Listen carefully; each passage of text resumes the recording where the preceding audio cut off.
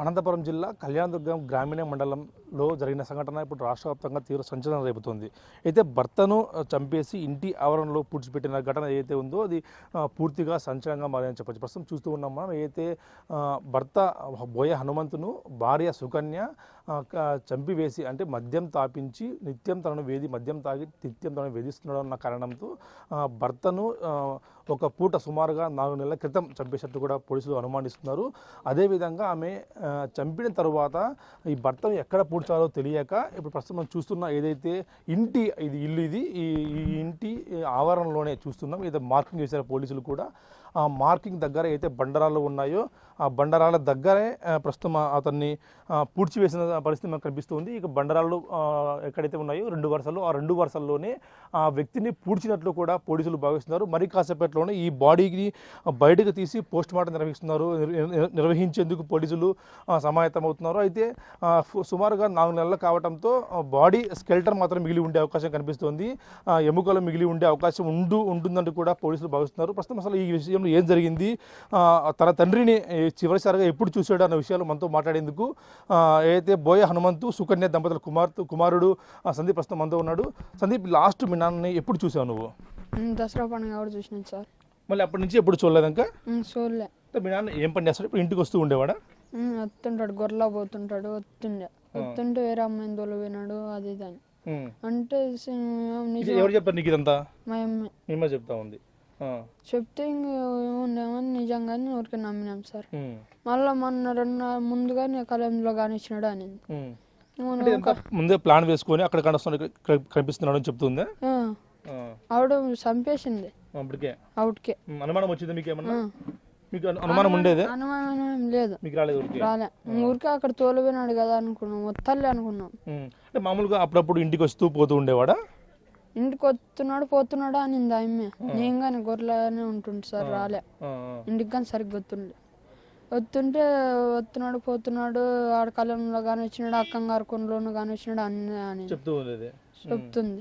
నేను నిజంలోనే ఊరుకున్నాం. మొన్న అమ్మాయికి ఇంటి దగ్గరకు వస్తేనే లేడర్ అన్న ఆయన చంపేసిందిరా అని.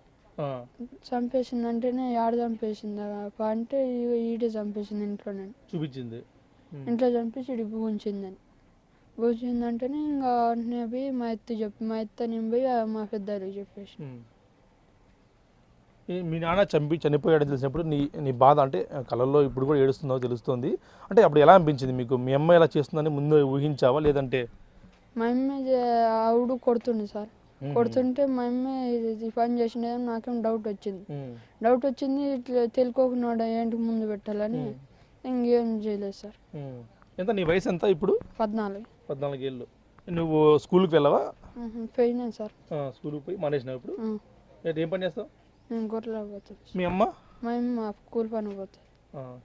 ఎందుకోసం చంపింది? మీ నాన్న వేధించేవాడా లేకపోతే ఇంకా వేరే? సార్ దుడ్లు గొర్రెలు అమ్మింటాం సార్. గొర్రెలు అమ్మింటే దుడ్లు ఉంటే గొర్రెలు వేసుకొచ్చుకుంటాను 5 లక్షలు అంటే 20,000 సార్. ఈకోకున్న దానికి చంపేసింది అడిగిన దానికి. మీ అక్క ఏమన్నా ఇప్పుడు ఏం చెప్పింది మీకు చెప్పినప్పుడు ఏం చెప్పింది మీ అక్క నీతో? అక్క చంపేసిందిరా బాగా నిద్రలో సెల్ అడిగినాడు సార్. సెల్ తెచ్చుకుంటే ఆడ ఇంట్లో వీళ్ళే పీక్కొని లేదు అని అన్నారు. అంటే నా సెల్ మీరే తీసుకునే చూసినాడు నాయన తాతుంది సార్. అట్లా చూసినాడు, మీరే తీసుకున్నాను నేను చూసినాను. రాకల బండతో చంపేశారు.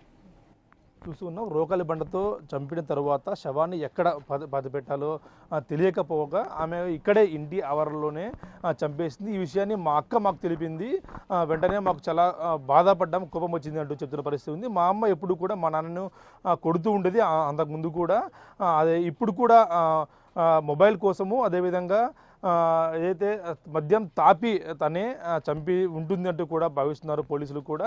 ప్రస్తుతం ఏదైతే మరి కాసేపట్లోనే ఈ మృతదేహాన్ని బయటకు తీసి మామూలుగా 4 months అంటుంది కాబట్టి ఖచ్చితంగా కూడా స్కెల్టర్ ఉండే అవకాశం ఉంది. పెద్ద ఎత్తున ప్రజానికం కూడా చేరుకున్నారు. కళ్యాణదుర్గం చుట్టుపక్కల గ్రామ చుట్టుపక్కల ప్రజలంతా చేరుకొని ఈ అయితే పోస్ట్ మార్టం పరిశీలించేందుకు కానీ ఎంత చూసేందుకు కూడా పెద్ద ఎత్తున పోలీసులతో పాటు చుట్టుపక్కల జనం కూడా పెద్ద ఎత్తున చేరుకొని దీన్ని చూసేందుకు కూడా వచ్చారు.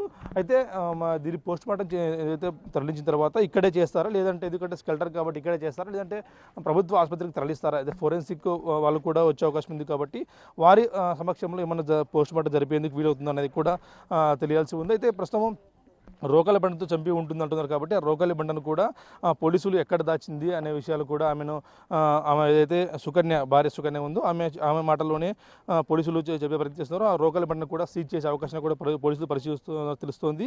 అయితే ఇందులో ఒకరే పాల్గొంటారు, మీలో వారు ఎవరైనా ఉన్నారా? ఎందుకంటే ఒకతే ఇంత దారుణ ఘటన చేసేందుకు కూడా ఎవరికి రాదు కాబట్టి మరొక వ్యక్తి ఎవరైనా ఉన్నారా అనేది కూడా పోలీసులు దర్యాప్తు చేస్తున్న పరిస్థితి ఉంది. ఏది ఏమైనా సరే రాష్ట్ర వ్యాప్తంగా సంచలనం రేపిన ఘటనలో మరి కాసేపట్లోనే ఈ పోస్ట్ మార్టం బయటకు తీసి పోస్ట్ మార్టం ద్వారా మరిన్ని విషయాలు రాబట్టే అవకాశం ఉందంటూ కూడా పోలీసులు భావిస్తున్నారు.